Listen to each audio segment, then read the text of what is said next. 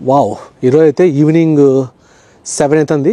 Temperature అయితే అదిరిపోయింది. ఇంతవరకు విండిగా ఉండే, కానీ ఇప్పుడైతే చాలా ప్రశాంతంగా, చాలా సైలెంట్గా నేచర్ని ఎంజాయ్ చేస్తూ ఉన్నా.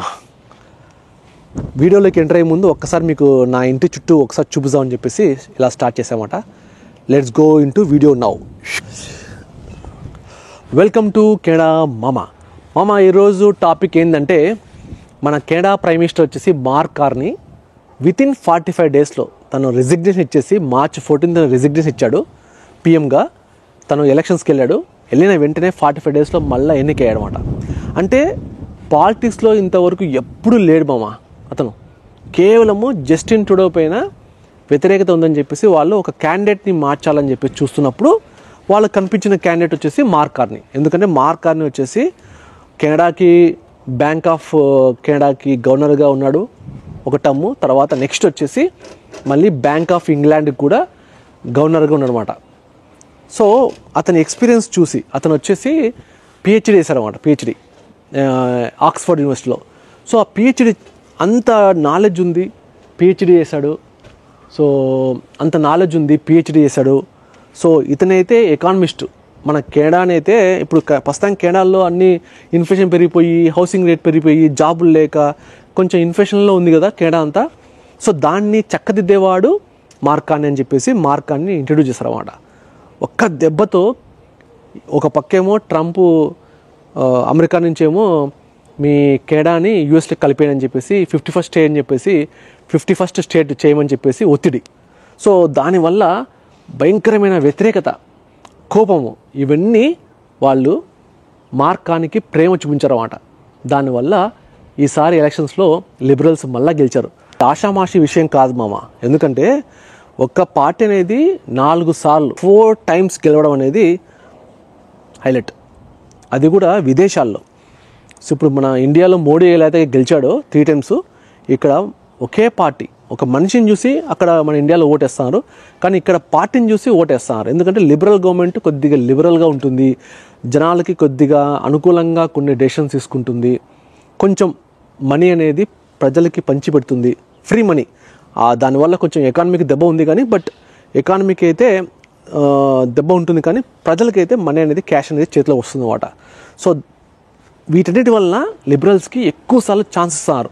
కన్జర్వేటివ్ గవర్నమెంట్ అంటే చాలా మటుకు వాళ్ళు భయపడతారన్నమాట ఇక్కడ కెనడా వాళ్ళు. ఎందుకంటే కన్జర్వేటివ్ గవర్నమెంట్ ఒకప్పుడు ఒక 15 years బ్యాక్ చాలా స్ట్రిక్ట్గా ఉండేవాళ్ళంట. వాళ్ళ రూల్స్ అన్నీ ఇమ్మిగ్రేషన్కి బాగా తగ్గించారంట. సో దానికోసమని తర్వాత అప్పుడేదో కొన్ని రూల్స్ అన్నీ బాగా మార్చారన్నమాట.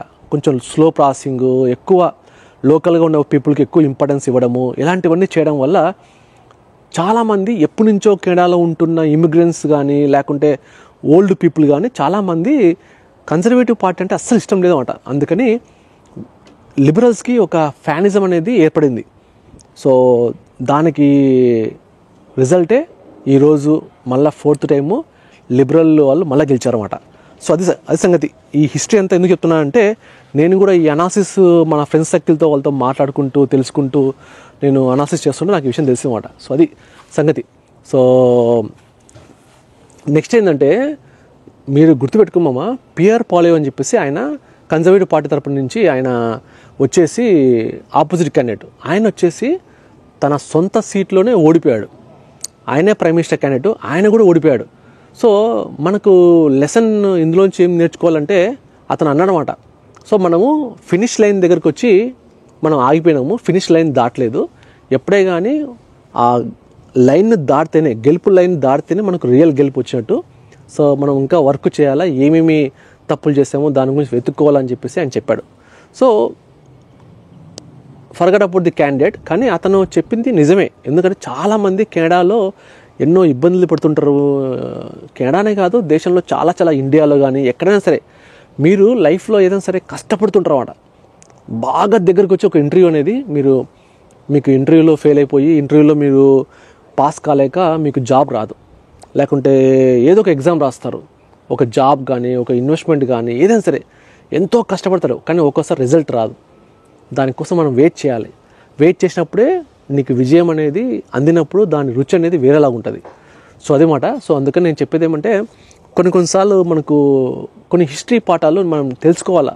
అందులో నీది ఏంటంటే, చాలామంది అనుకుంటుంటారు అన్నమాట, నేను ఎంతో కష్టపడ్డాను, నేను ఎంతో చదువుకున్నాను, నాకు జాబ్ రావట్లేదు, నాకు ఐఎల్స్లో స్కోర్ రావట్లేదు అని చెప్పేసి చాలామంది బాధపడుతుంటారు.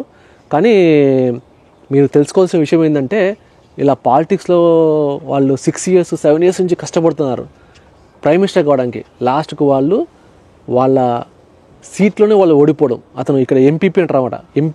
ఒక ఎంపీగానే అతను ఓడిపోయాడు బాబు. సో ఎంపీగా ఒక పార్టీని రిప్రజెంట్ చేస్తూ ఎంపీగా ఓడిపోవడం అంటే ఎంత అవమానమమ్మా. సో అయినా కూడా పాలిటిక్స్లో నిలదొక్కుని ఉన్నవాడే లైఫ్లో పైకి వస్తాడు. సో అది మాట. సో నేను చెప్పేది ఏమంటే, ఈ చేంజెస్ వల్ల మనిషికి రకరకాల ఆలోచనలు వస్తుంటాయి అన్నమాట. మనకు లైఫ్లో విన్నింగ్, తర్వాత ఒకసారి గెలుస్తుంటాము, ఒకసారి ఓడిపోతుంటాము. సో నెవర్ డిసప్పాయింట్, ఫైట్ చేయండి unless until you get the A victory which is very sweet for you.